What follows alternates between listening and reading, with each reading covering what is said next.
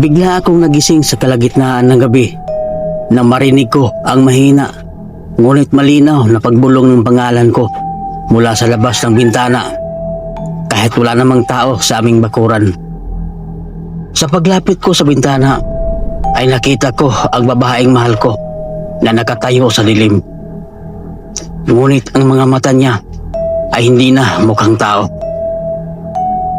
Lumipat ako sa probinsya ng lola ko upang takasan ang gulo ng buhay sa lungsod.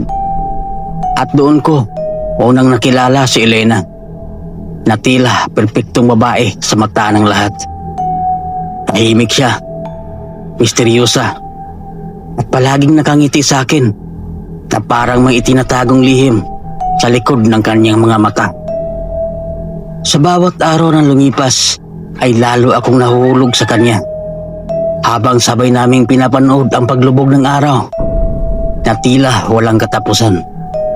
Ngunit napansin ko na tuwing papalapit ang gabi ay bigla siyang nagiging malamig at palaging nagmamadaling umuwi ng mag-isa. Isang gabi ay sinundan ko siya ng palihim dahil hindi mapakali ang puso ko sa kakaibang kilos niya tuwing dilim. Dinala ako ng mga hakbang niya sa isang bahagi ng gubat na bihira puntahan ng mga tao sa baryo. Sa gitna ng katahimikan ay nakita ko siyang huminto at tumingin sa paligid na parang may hinahanap na hindi ko makita. Pagkatapos ay bigla siyang nawala sa paningin ko kahit wala namang ibang daan palabas.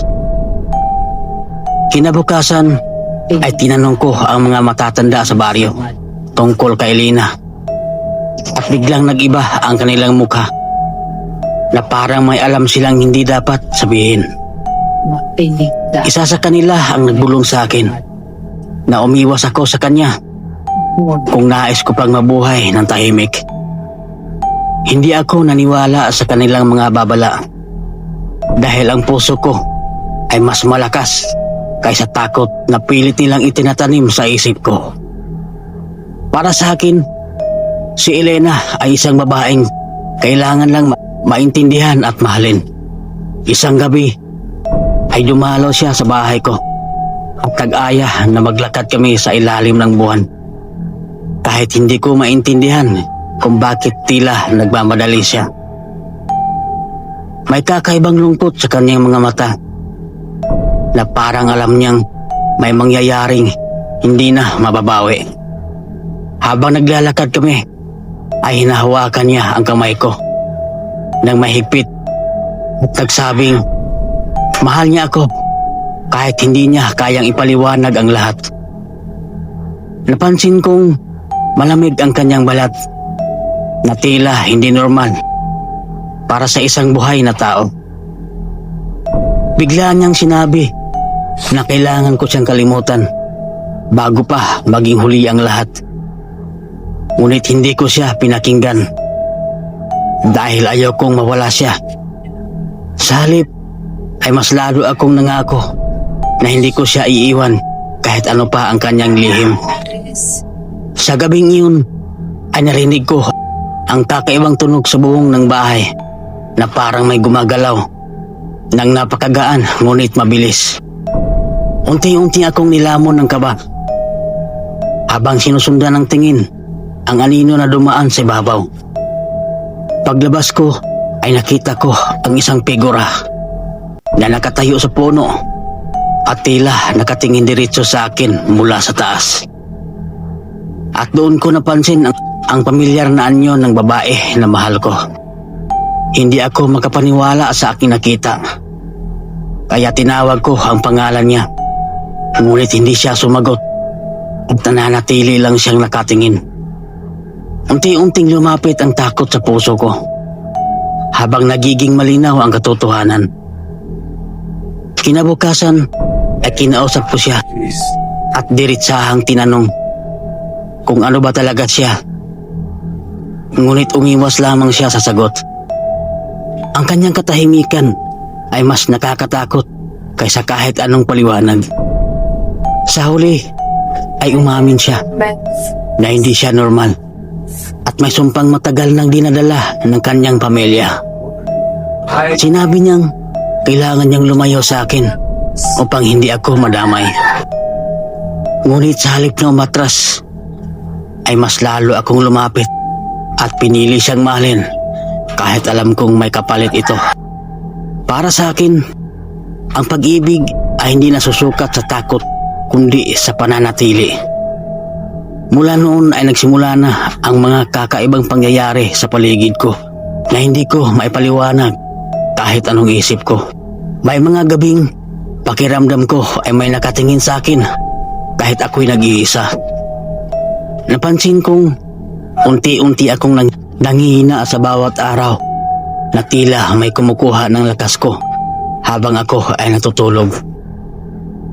Hindi ko ito pinansin dahil mas mahalaga sa akin ang manatili sa tabi niya.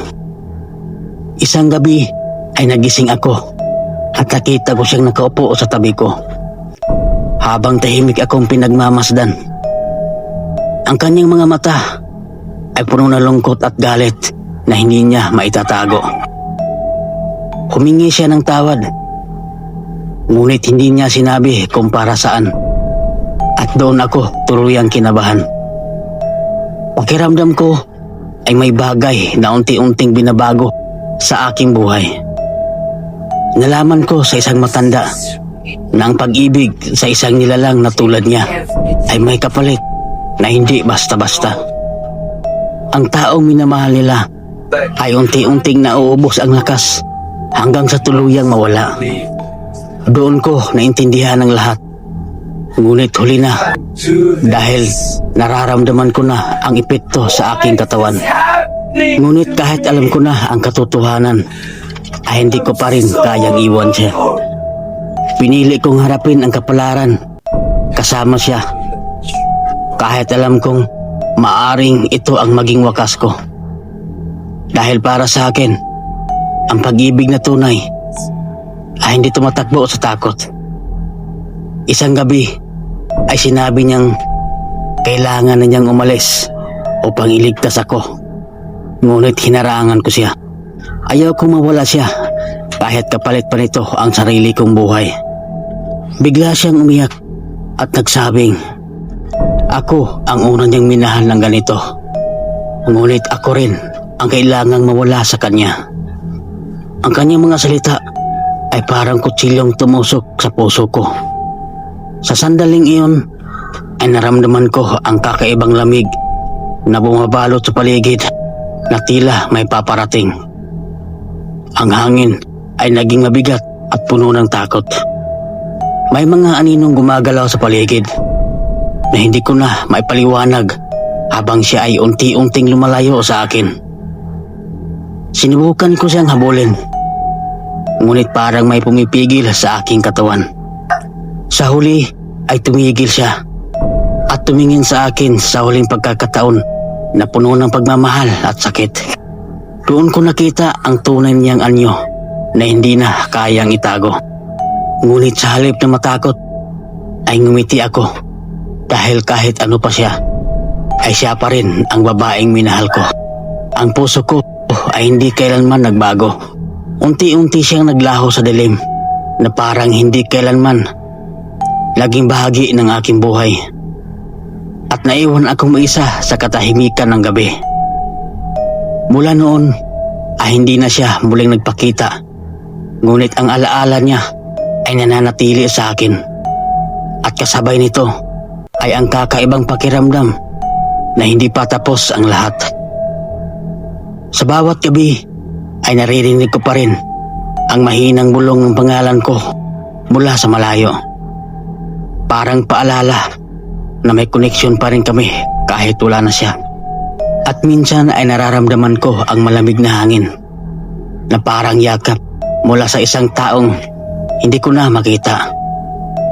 Isang yakap puno ng lungkot at pag-ibig. Hanggang sa napansin ko na ako na mismo ang nagiging kakaiba sa paningin ng ibang tao sa baryo. May mga tingin sila sa akin na parang ako na ang susunod na kinatatakutan nila. At sa bawat gabi na lumilipas ay mas lumalakas ang pakiramdam na may nagbabago sa akin na hindi ko na kayang pigilan. Dahil marahil, ang sumpang pag-ibig ay hindi lang sa kanya nagsimula, kundi ngayon ay nasa akin na.